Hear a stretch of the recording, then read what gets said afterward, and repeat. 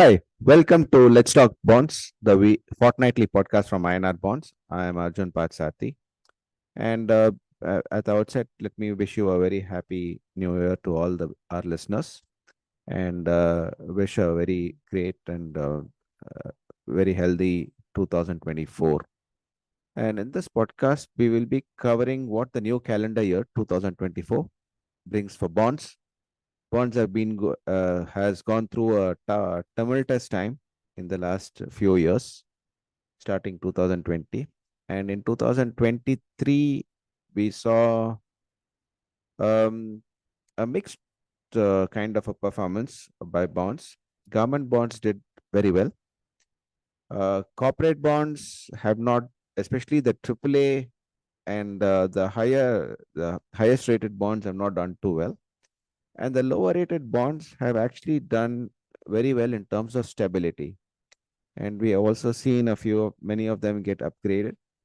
But coming down to 2024, a lot of factors and events are starting the year. And going forward, also, there'll be many factors and events that can impact the bond market. Now, let's start with what we can. What is 2024 brings in for bonds? Let me start with the factors that we need to look at as we go into this year. The first is that obviously you have a budget that is coming up in February, and this will be an interim budget because you have the general elections in mid of this year, and the government that is elected will then present the full budget for the fiscal year in June or July.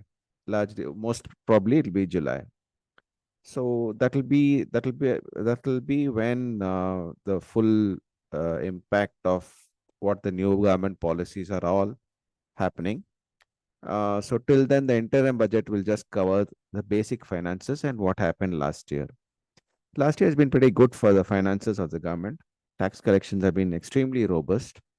Um, Government is actually cash rich now, and with all that, so the borrowing also looking to be pretty easily manageable, including the states borrowing. States are actually borrowing about 4 lakh crores this quarter. That's a high level of borrowing, but largely because the government bond borrowing itself is down in this quarter. Uh, so given this, that the markets will look, but the fiscal deficit itself as a percentage of GDP is look slated to go down. They had budgeted for 5.9% of fiscal deficit, gross fiscal deficit for the 23-24 fiscal year. 24-25 should be much lower. And I guess the new government will stand to it on its fiscal path of bringing down fiscal deficit, especially with tax collections being so robust. Many factors that are improving tax collections. The overall economy is doing well. A lot of payments are now digitized, so that is also helping the GST. And GST itself is seeing very good traction in terms of collections. So this should only increase, and if the government can rationalize GST, then obviously that can increase much more. So on the government finances are looking pretty robust and not too uh, unmanageable at this point of time. Coming down to external factors, we have a very reasonable current account deficit, which is closer to 1% of GDP. And despite the rupee trading at record lows, largely helped by good services exports, which are very, very robust. And also that oil prices have stabilized at slightly higher levels and not going shooting through the roof. And that is also helping the government keep its current account deficit. And on the balance of payments account, it's been a robust year. A lot of portfolio inflows, FDI and FPI, all put together. The balance of payments is positive, and the FX reserves are have gone up from lower levels. And If this continues, it looks to be touching up to higher higher FX reserves as we go along. So this is positive for liquidity as well as the perception of the currency in the global sphere. And on the global front, you have clearly one is the US Federal Reserve that is now started to guide for a rate pause in rate hikes and maybe even a rate cuts in 24. Whether that will happen or not is a way to see. It's going. We have to see. That depends on it largely on inflation, which has come down, but again the base effect is also much higher. So given that inflation is down, now will it shoot its head up again? We have to see that. Um, so that's the if you look at the U.S. Treasury yield curve, it's an inverted yield curve, clearly showing saying that longer term bonds are expecting shorter term rates to come down. And even in India today, the yield curve is inverted.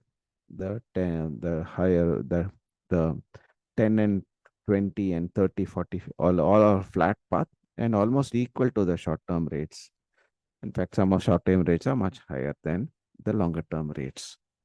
This again shows that markets are expecting pause in rate hikes. RBI has stopped at 6.5%. Doesn't look to be coming down very soon from 6.5% downwards. But liquidity has also been extremely tight. And this is achieving RBI's objective of keeping tight liquidity. So they did not have to hike repo rates from 6.5%. I think within 24, we are not going to see repo rates come down in a hurry, but the liquidity can ease. And given that there could be enough demand in the market for bonds, then government borrowing can go through easily. The one positive factor is that India will be included in the global emerging bond index, and we could see inflows on that front, taking up part of the fiscal deficit. Overall, inflation is going to be the main issue. And if inflation continues to stay in a sticky path, then rates are not going to come off, which anyway is expected. But then if RBI suddenly panics and then says rates have to go up, that is a uncertain risk, definitely that is there. Also, if there's too much of portfolio inflows on various factors on bullish markets and economy, then RBI could actually suck out liquidity uh, uh, by selling bonds from its own books, OMO sales, and that could keep government bonds slightly under yields under pressure.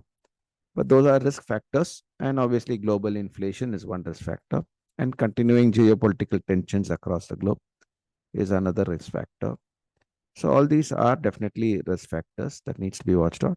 But on an overall basis, government bonds seem to be on an even keel, and if inflation does stabilize, government finances are looking definitely healthy. Government bond yields can look to trend down in the next 1 year to 1.5 years or to longer. So that's on the government bond front. On the corporate bond front, we have seen liquidity extremely tight in this particular month, and we could see this tightness continue into March. Structurally, liquidity is easier because largely government finances are in surplus, and if they spend it, it will come back to the system. And also, given that we are positive on the balance of payments, there's actually inflows of currency rather than outflows. So it's clearly RBI induced inflation. And also, credit growth has been very high. So demand for funds has been pretty much high in the system. And science that is also keeping liquidity pretty tight. Put together for the next 3 months, you're going to see some tightness in liquidity. And so that will keep short-term rates much higher, right? Right now, even short-term rates, 3 months, 6 months, commercial paper yields are all for AAA papers are trading well over 8%. And this could even spike if liquidity gets tighter. On the to the lower rated segment of the bond market, below below AA plus, that is AA to A minus. Now, many of these companies, issuers, NBFCs, have been pretty much on a stable wicket in terms of their own fundamentals. There's been good growth in their assets. Their uh, loan loss provisions are down, and many of them have seen some rating upgrades. So, well managed lenders are seeing some good traction. But having said that, there are some kind of question marks coming into the new unsecured lending space, especially we have seen recently RBL Bank writing off 800 crores of retail credit card loans. Uh, then RBI coming and is putting out excess risk weight on unsecured loans. So this could, and banks are very reluctant to provide refinance to or lines to unsecured lenders. And so, in that sense, if liquidity dries up for them, for many of these lenders who do not have very strong collection frameworks or have been growing very fast on the unsecured personal loan space and other unsecured loans, then there could be some troubles for those that kind of segment. So clearly, there will be a dichotomy between what markets perceived as good lenders who are able to manage their loan portfolio with good collection efficiency, and lenders who have grown very fast, who are just not able to manage their efficient loan portfolio efficiently. So this is something, a risk factor that needs to be watched out for in the lower yielding space. And then you have the private credit space. There we have seen a lot of AIF that have been launched in the 15 to 20% bucket. And with the all these are going into credits, real estate, or other private credits where the yields are in upwards of 15%, going all the way up to 20 to 22%. And with RBI now very recently coming out with this dictate that banks in their regulated institutions, entities will have to withdraw or make provisions on their investments in such AIFs. There's been a sudden stop in inflows at the institutional level, and this has actually caused a bit of concern at all levels, both the investors, the funds, and the borrowers as well from those funds. So all put together, that space is definitely uh, has to wait and watch for further developments on regulations and many other issues. Till that happens, these funds can stagnate for a while. So these are the main issues that are like facing the market at this point of time, bond market. So okay, on a conclusion, in a nutshell, government bond yields look to be pretty much stable with a downward bias. Corporate bond yields in the short term, the next 3 months can struggle largely because of liquidity pressures, but going down the year can stabilize, and maybe spreads can look to stabilize or come down itself. And obviously, there will be a clear dichotomy between good lower rated credits and the weaker ones. And the weaker could get weaker, the good could get better. And at the going up the very high yield space, um, clearly there seems to be some kind of a slowdown and till such, and there needs to be some kind of a clarity at the regulatory front in further traction in that space. Thank you very much for listening in, and do follow us on all podcast channels. And do not forget that bonds do carry credit risk, and bonds uh, issuers can default on their servicing the debt. That is what credit risk is all about, and that has to be managed. Thank you very much.